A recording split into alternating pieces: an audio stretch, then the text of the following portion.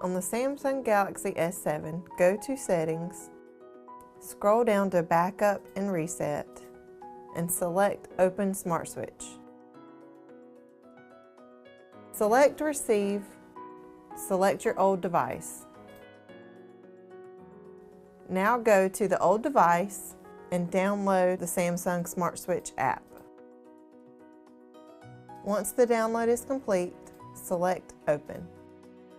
Select Start and agree. Choose Wireless, select Send. Select what you would like to transfer and select Send.